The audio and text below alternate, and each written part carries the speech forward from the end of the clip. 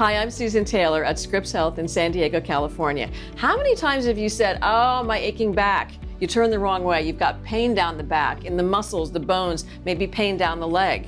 Here to talk about what to do for your painful back and the technological advancements that have taken place in back surgery are Dr. James Bruffey. He is the Associate Division Head of Orthopedic Surgery at Scripps Clinic and the Medical Director for the Spine Care Line at Scripps Health, and one of his patients, Mark Irwin.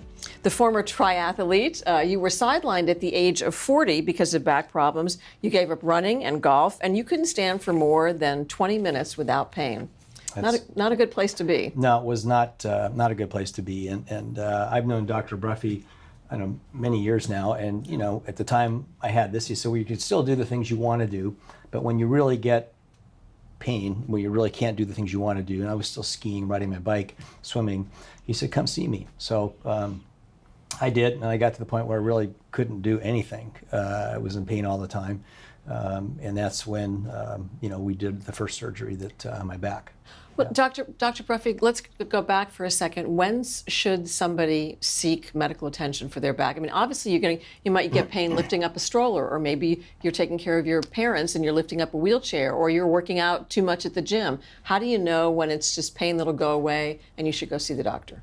Right, that's a tough question, because most back pain episodes are indeed self-limiting. They go away on their own. I think for most patients, they kind of know what's a strain and what's probably more significant.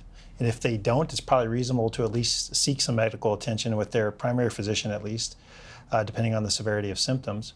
What causes back pain? Oh gosh, a little bit of everything. It can be muscular, it can be the joints of the spine. The discs are part of that joint complex that forms the motion that allows our spine to move, essentially. You can have nerve compression from arthritic conditions and from other things. So there's a variety of reasons why the back would hurt. And so the point when you should go see the doctors if you have the following what? Well, I mean, there's certain things that obviously if there's a neurologic change in your status, you need to go see the doctor right away. So if you have numbness or? Numbness, weakness, change in bowel or bladder function, those are the kind of the red flags that we look for when we do an exam and take a history. Pain that doesn't resolve in what period of time? Generally, most self-limiting back pain episodes are about 24 hours to 48 hours. They'll start to feel better within that period of time. So, Mark, what happened? You were a triathlete. You were a very active guy. Yeah, and I gave up running and golf. Those were things. I think the first orthopedist that looked at my back said I looked like I had a congenital back defect at L4, L5, and that my vertebrae weren't formed totally at that point. So I was taking more pounding than would be normally one would take. But you know, I was used to it. I mean, you get like Dr. Bruffey said, you things kind of come, they go away. And I thought, well, I'm not going to run, I'm not going to play golf. I can give that up. I can swim, ride my bike, I can ski. And as long as I could do those things, the trouble was if I had to go to an event and stand for any period of time, or go shopping was like, kill me first. I don't want to go shopping. Find a place to sit down.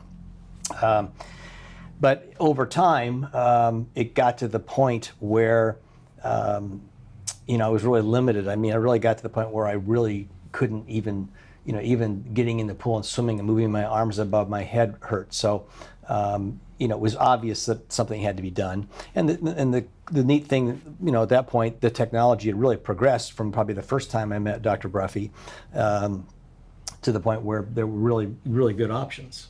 Yeah, I think you're right. But you talk about the like spine shifting and aging, genetics, arthritis. This is common, right, for folks over the age of 40? Yeah, it's really, really quite common. There are varying patterns of the way we develop wear and tear in our backs. And so Mark had a fairly common version of that in his lower back. Conditions, words that you'll hear if you see your doctor, spondylolisthesis sounds... There's a mouthful. It is. But it's a shift in your spine, and it's generally from arthritic changes in your back. And so Mark had one of those where the spine bones had shifted due to long-term arthritic changes. And unfortunately, as a byproduct of that, Mark also had what we call stenosis, which is the narrowing of the nerve canal and where the nerves come out of the spine. So his spine was actually compressing on his nerves through that arthritic process. So why don't you show us with the Sure. spine that you have there what you did with Mark? So for Mark, this is obviously the operated on spine in a model form. Mark's condition, we had attempted to do a lesser operation to just make room for the nerves, and that shifting process actually won the battle for Mark. It actually recreated symptoms within about a year and a half. I think what Couple years? a couple of years actually. Couple years. We got 2 years out of a non-fusion operation. But for Mark, his main problem became the instability from his arthritis. So what we did for Mark was we are using a technique now. We realized to better fix the spine, to get it back to where it was. We're realigning things as we go. So a surgery done from the front of the spine, it gives us access to the disc spaces. They say, why do you rob a bank? That's where the money is. We do spine surgery and we go to the disc spaces because that's where we can achieve the best effect in terms of getting our fusions to heal and getting the spine realigned in its more anatomic position. So show us. So for Mark, we used an incision coming through his abdomen. Gives us access to the front of the spine or the discs. We place spacers, which you can see on the model here. There's little plastic spacers. They're not little, actually, they're quite large. They're held in with varying fixation devices. This particular model has one with screws and then one with it has little teeth on it that hold it in. And once those are in, that actually does probably 90% of the work. It actually restores the alignment, pulls the spine bones back into their normal position, which takes the pressure off the nerves in many cases. And then in the same surgical setting, through separate incision on the back, we're able to place this relatively fancy-looking titanium set of instrumentation in, which then essentially this acts like a brace on the inside. So you don't have to externally brace anymore. The work is done through the screws and rods that are placed in the spine to hold it. So back surgery of 15, 20 years ago compared to today, 15, 20 years ago, surgeons just went in through the back. You didn't go in through the front, right? Well, there were surgeries done, the anterior procedures or the tummy-based approaches were done. The technology has evolved now so that we're able to get more reliable healing, and we have implants and devices that really allow us to tailor-make the solution to an individual's problem. So if a space is narrowed, we have narrow, wider spacers. Depending on the access that you have to the spine, we have better solutions, so we're getting better results. My gut instinct says if you go in through the back, it's not as traumatic as if you go in through the front. And you're saying it's just the opposite, right? So in the posterior operations that we used to do, you still had to get the spine to fuse. So that involved essentially taking the muscle off of all the back of the spine, taking a bone graft material often from the hip, and then packing that onto the bone that we've roughened in the operating room. So it was pretty traumatic to the back muscles, very traumatic to the back muscles. We would still use this same type of screw and rod system to hold the spine, but it was much more traumatic. Now, all of the bone grafting is actually done through the anterior incision, through the front. Through the front. And it's held within these devices are essentially hollow. So we're basically able to put bone grafting material inside of there. So it makes it way less traumatic to actually get the fusion to heal. So you're doing way less surgery in the back because now we're just simply splitting the muscle to place these rods and screws. That's what Mark had done. And how does that speed up recovery time? Well, Mark, you can probably address that. Yeah, I was walking the same day. I think I was in the hospital about 3 days, and I was able to go up downstairs. And I'd say that the most challenging part about the recovery wasn't so much the surgery. It was just, the anesthesia takes a while to use you under for like 4.5 hours or so. Yeah, about that, 4.5, 5. That was probably the hardest part at first. But I was, walking down the street, within a couple of days, around the block, within a week, within 2 weeks, really, I was out of the woods. I mean, it was still healing a lot, but I really didn't have, I had like no pain at all. Which was pretty wild. At all, yeah. And of course, when I came out of surgery, I forget which time, I was talking to Dr. Bruffey, and I said, gee, Dr. Bruffey, boy, this, why me, kind of thing. I was thinking about that. He says, well, have you looked at what you've been doing the last 60 years of your life? And I thought, yeah, you got a point there.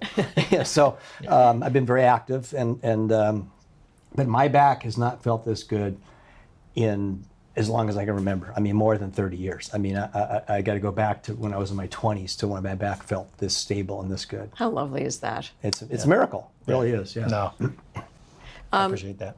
So it's what, 2 to 3 days recovery when you're up and walking? Compared to 10 or 15 years ago, it was a lot longer, wasn't it? It was a 5 lot to 10 longer. days? Yeah, you could be in the hospital for a week or two previously. We would shorten our hospital stays depending on technique. Obviously, we've all gotten better. Every surgeon within the system is doing this type of surgery now. The recovery time has been shortened dramatically. The hospital stay time has been shortened with the better technology we have available and the better techniques. Very cool. Yeah. In a couple of minutes, we're going to talk about what you can do, what steps that you can take to actually preserve your back. Let's hold on to that thought. We'll come back to that in just a couple of minutes. Mark, you've said that you're not running anymore, right? What have you had to give up and why? Well, I gave up running, when I was 40. And early on in my career, I was with Nike and I was in that business. And so it was fun, but I always had some issues with my back because it was off a bit. And so I could never run more than a certain number of miles. But so that was a limitation. Golf, I played a lot of golf as a kid. Then as I grew older, I kind of didn't want to spend time doing it. So those were the two main things. And now I probably can really, and I've skied a lot my whole life. And swimming was my weakest link in triathlon, but it's what I do the most of now. So, I love swimming. So I really, at this point, I could probably do most anything I wanted to do. I really have no interest in running. I'm not that interested in cycling anymore. I've ridden so many miles and never been hit by a car. I think the odds are not in my favor. But I think as far as the things I want to do, which I swim masters 4 or 5 days a week, and a pretty demanding program, and I could easily go back to skiing if I wanted to. I've been going to Maui instead of skiing lately, swimming in the ocean, but. I don't really have a lot of limitations. And we're going to take the hardware out, which should improve my shock attenuation of my back. So, I'm conscious of not wanting to put too much pounding on my back. But running, I'm, like I say, no interest in running. But really, I don't feel like I have limitations at this point. It was interesting, the associate that was working with you, and because I thought it was looking at recovery time and stuff, and I figured 3 months. I think I was back in masters in about within 6 or 7 weeks. I was back in the pool within 2 weeks. And master swim, explain to everybody well, what master that is. swimming That's very aggressive swimming. It's an adult post-college organized swim team workout. It's like a team swim. So you're doing 3,000 to 4,000 yards a workout. You're really pushing yourself. Yeah, different days, different things. But yeah, it's most people look at it's really demanding. Compared to some of the bike stuff I used to do, it seems shorter, but maybe you're in the pool for an hour and 20 minutes and you've swam a couple miles, what have you. But so that and I do a lot of walking and stuff with my dog, and so I really don't have, at this point, I don't have limitations. I'm conscious that I'm lucky that I've got my back, so to speak, and I'm not going to do anything that really would hurt it. Let me key off of that. Somebody who's had back surgery, Dr. Bruffey, should they continue if they want to do hard pounding like running, and then also talk about how you're going to take the hardware out too, which sounds wild. Actually, so we'll go with the first point. I try and encourage my patients to go back to what they liked to do. Obviously, for Mark, we were forced to stabilize his spine, so we had to fuse levels. It's a compromise, right? We can't restore the anatomy, much like a hip replacement is a replacement of a hip joint, but it's metal and plastic, so it has certain limitations. We can't replace the native spine. I can't make it like it was when it was 20. I'm glad it feels that way. Well, a little stiffer. But right, we're going to try and help that. So that'll go back to the instrumentation removal part of it. But the idea being is that you're trying to create stability where your body has developed arthritic instability. When you say fuse the back, what do you mean by that? So we're essentially going to take away the motion between Mark's spine bones. And previously, where these plastic inserts are, the spine would move. And that's where the discs were, right? Discs were. And everybody has those discs. Everybody has spine. a disc. There's 5 lumbar discs. There's 12 thoracic discs and 7 cervical.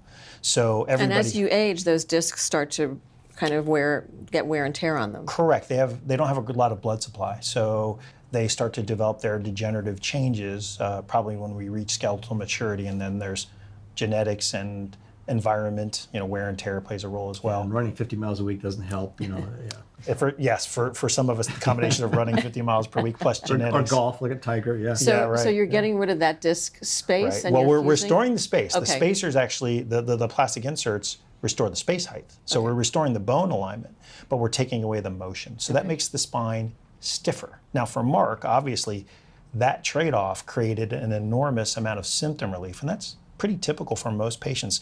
They'll generally trade the stiffness they feel in their back for the pain and the nerve compression that Mark was getting 100% of the time. They'll definitely take that stiffness. Absolutely. It's a different feel. And then talk about, you're going to take what hardware out? So the instrumentation that's removed is, so what we for certain patients, Mark had to have 3 levels of his back fused where he had arthritic change. So the stiffness of the titanium rods, the screws are just holding places in the bone. It's the rods that are holding the spine. They're stiffer than the spine is. In fact, the titanium's about 200 times stiffer than the bone. So for the short term, I found that that's extremely helpful to getting the fusions to heal in the positions that I want them to heal. In the long term, I found that patients complain of that sensation of feeling that. They can feel that.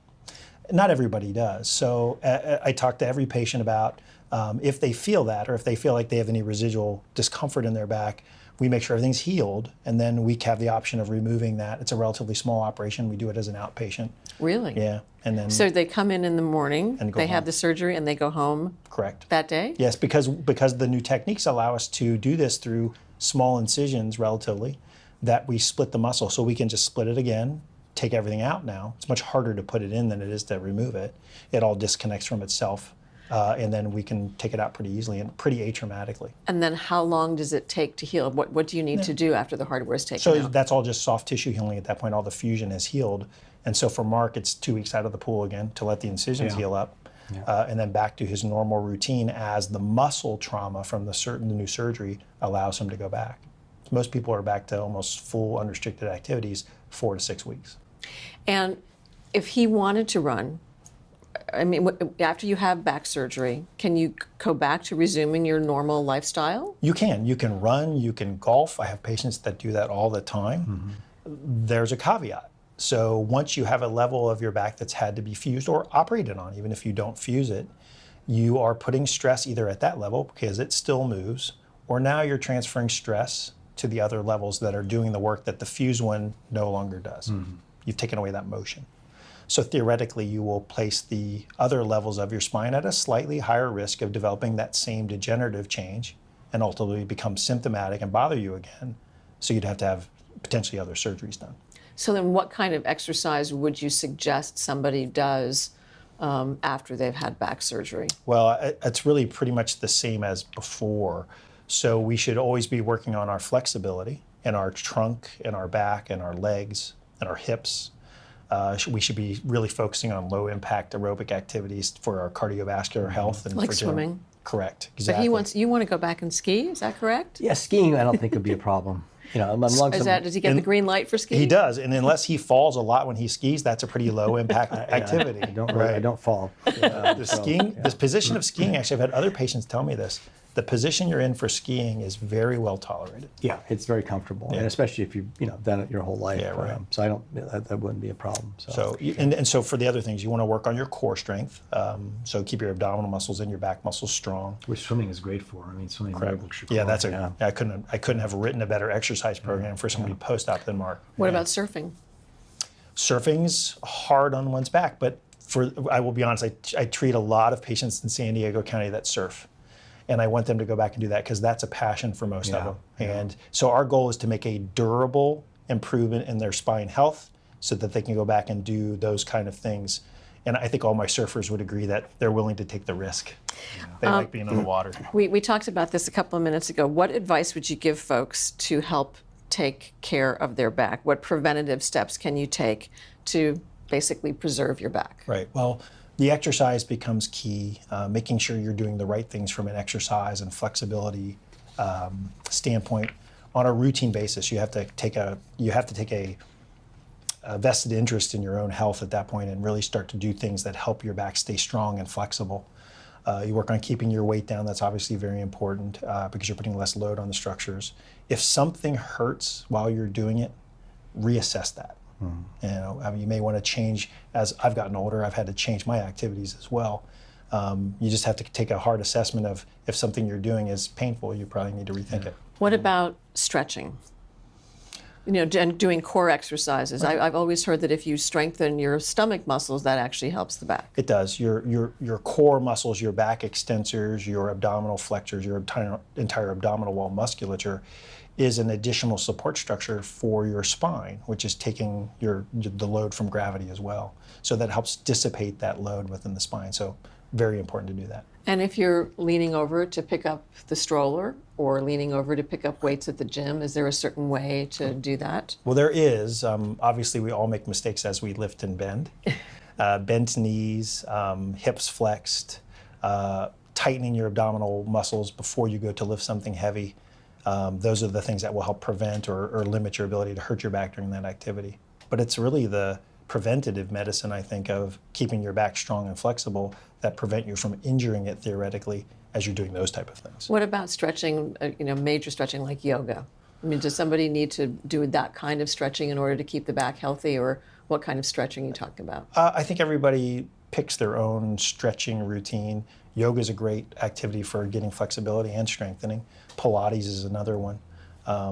Those are very good supervised activities or structured activities you can do. But the internet's wonderful. You have all kinds of access to simple things that you can do at home that are all accessible just through simply doing a web search in terms of looking at exercises and that kind of thing. And if you're having pain, see your doctor.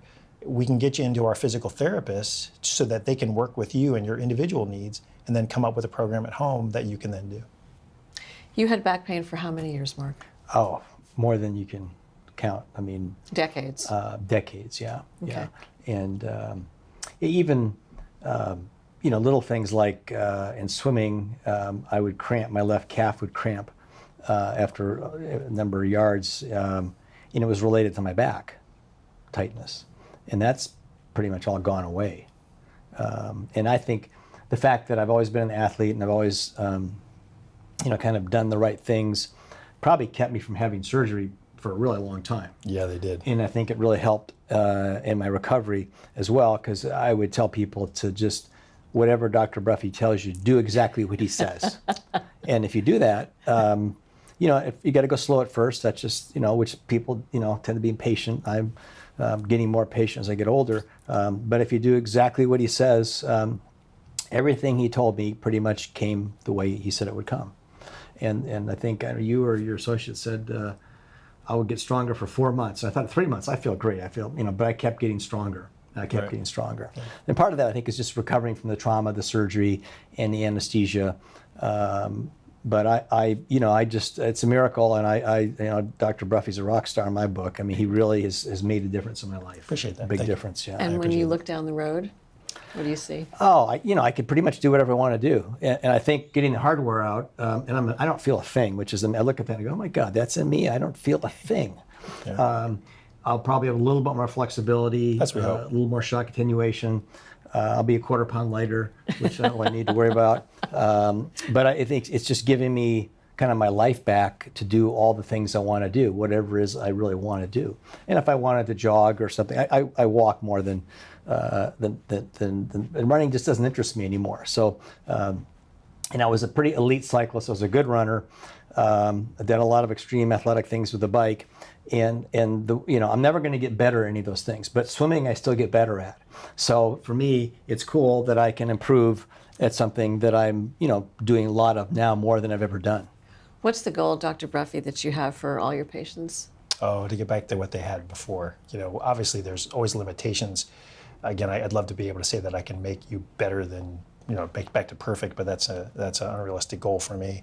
But to give you back your quality of life so that you're not in a daily amount of discomfort or pain or limited in ways that are really meaningful to you, that's where I think I get where I like to see my patients end up, is they can come in and say, I'm able to do the things I want to do with way less discomfort and way better level of function.